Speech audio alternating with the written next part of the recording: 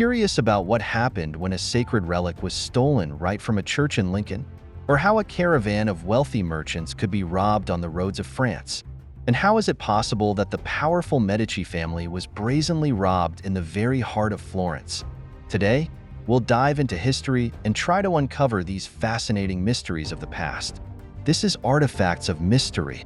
The most exciting part is coming up. Let's go. The robbery of the Medici in Florence. Florence in the 15th century was a true epicenter of the Italian Renaissance, teeming with art, science, and intrigue. Amid the picturesque streets and majestic palaces of this era, many secrets and conspiracies were hatched, but none compared to the audacious attempt to rob the main bank of the Medici family in 1478. This event was part of a broader conspiracy aimed not only at the robbery, but also at the elimination of the head of the family, Lorenzo da Medici, one of the most powerful figures in Europe at that time. The Medici family, who ruled Florence, were not just an influential clan but true lords of the city, maintaining their power through art, finance, and intricate political alliances. In 1478, the Medici were led by Lorenzo the Magnificent, a man with sharp intellect and outstanding diplomatic skills. Their bank, located in the heart of Florence, was a veritable treasure trove through which vast sums of money flowed, belonging not only to the Medici themselves, but also to their numerous clients across Europe. However, the Medici's fame and wealth aroused envy and hatred among their competitors. Among them was a noble Florentine family, the Pazzi, who sought to overthrow the Medici and take their place at the pinnacle of Florentine power. The Pazzi did not just crave wealth, they desired the power and influence that would ensure their dominance in the political life of the city. The Pazzi understood that to overthrow the Medici, it was not enough to simply seize power, they also needed to eliminate their leaders. For this purpose, they decided to target one of the Medici's most sensitive assets, their bank. The conspirators devised an ambitious plan that involved not only robbing the main bank, but also simultaneously assassinating Lorenzo Medici and his brother Giuliano. The plan was meticulously conceived and included several stages. 1. Penetration into the bank. The conspirators planned to storm the bank, neutralize the guards, and seize the cash to take control of all the liquid assets.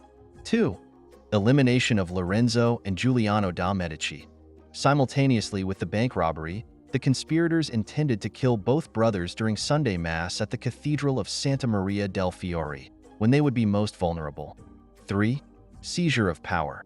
After eliminating the Medici and seizing their finances, the Pazzi planned to declare themselves the new rulers of Florence, capitalizing on popular support and the discontent of the aristocracy.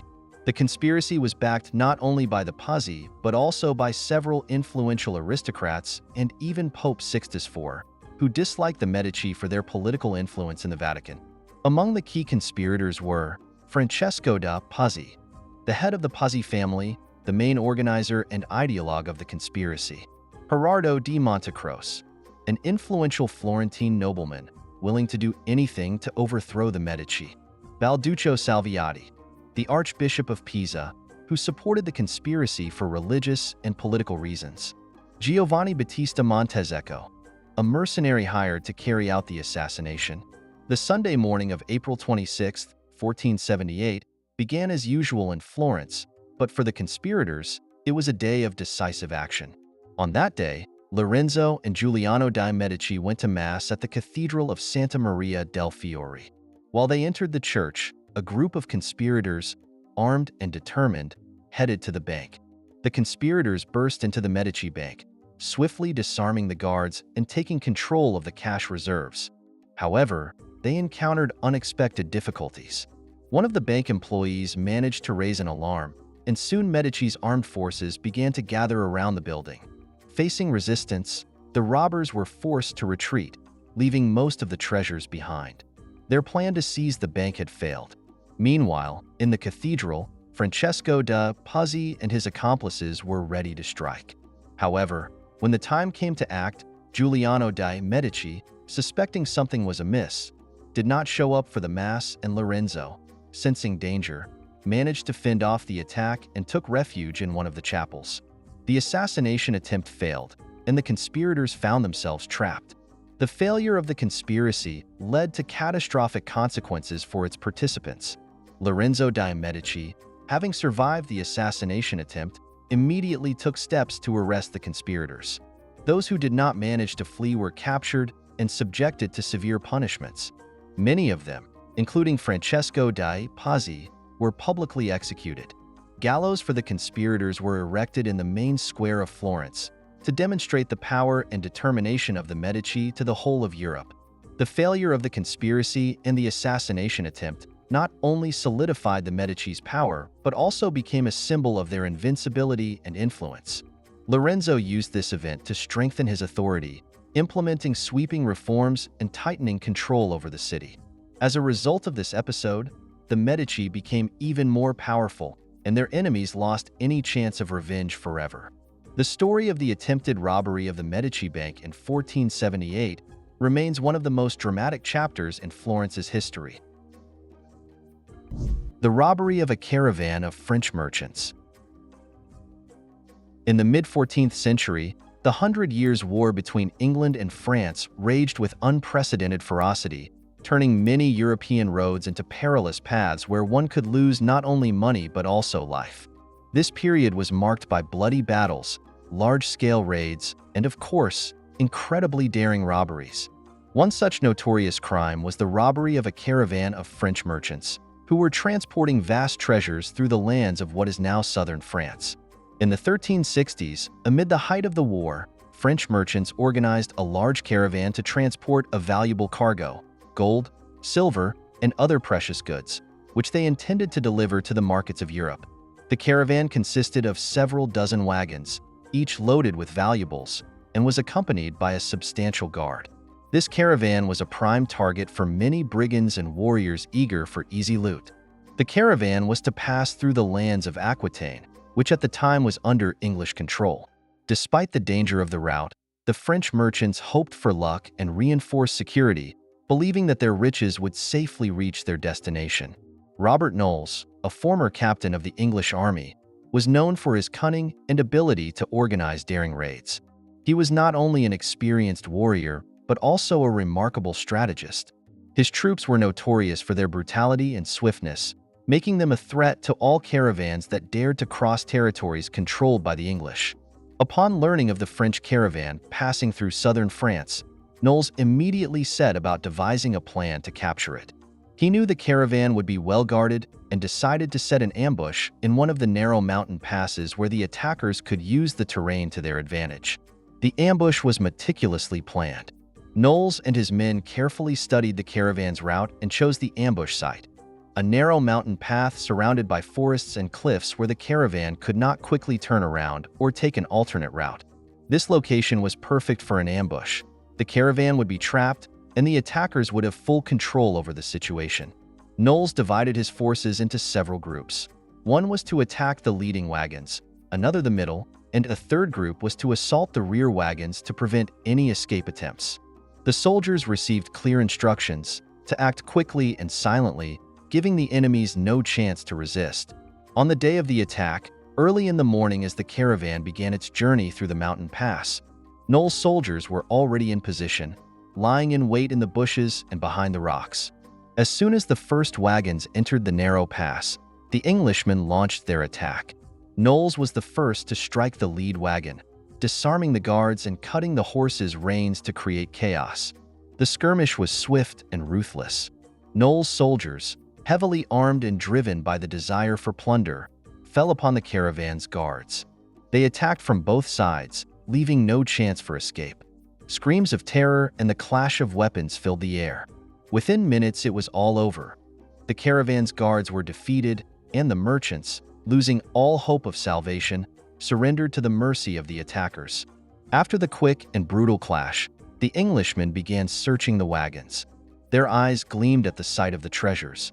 Chests filled with gold and silver, goblets adorned with precious stones, fine silk fabric, and many other valuable items. The total value of the loot was immense.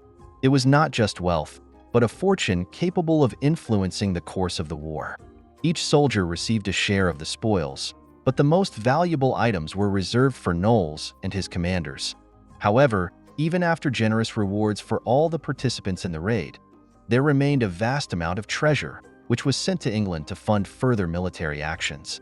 The attack on the caravan had significant consequences. Firstly, it became a sensation, causing fear and dissatisfaction among French merchants and the nobility. The news of the daring raid spread throughout France, undermining confidence in the safety of roads and forcing many to reconsider their routes. For the English, this robbery was a crucial strategic success. The enormous wealth captured by Knowles greatly replenished the treasury and financed new military campaigns against the French. Robert Knowles was rewarded by the king for his cunning and bravery, and his troops gained a reputation as the best in organizing ambushes and raids. The robbery of the caravan of French merchants in the 1360s became one of the most significant events of the Hundred Years' War. The robbery of the Lincoln Cathedral. The majestic Lincoln Cathedral, towering over the city, was not merely a sacred place but also a true treasure trove of the Middle Ages. Its massive walls safeguarded not only holy relics but also immeasurable riches. Golden crosses, precious stones, silver goblets, and pearl-encrusted vessels. This place, like a magnet, attracted greedy gazes and stirred the minds of adventurers. In 1125, fate brought it into the path of one of the most audacious knights of the time, Jordan Fitzold. Jordan Fitzold was a typical representative of the knighthood of those years. Noble birth, a wealthy inheritance, and, as often happened, dubious moral standards. He was known as a brave and resolute man, unafraid to engage in shady dealings. Being the eldest son of a baron, he could not be satisfied with the inheritance he coveted. In 1125, Fitzold learned about a significant addition to the cathedral's treasury, and this news ignited his lust for gain. The cathedral was located outside the city walls and was poorly guarded, making it an ideal target for a raid. Jordan carefully devised a plan for the robbery. He gathered a group of loyal followers, professional thieves, and adventurers. The preparation took several months: reconnaissance, studying the guards, and detailed planning of escape routes.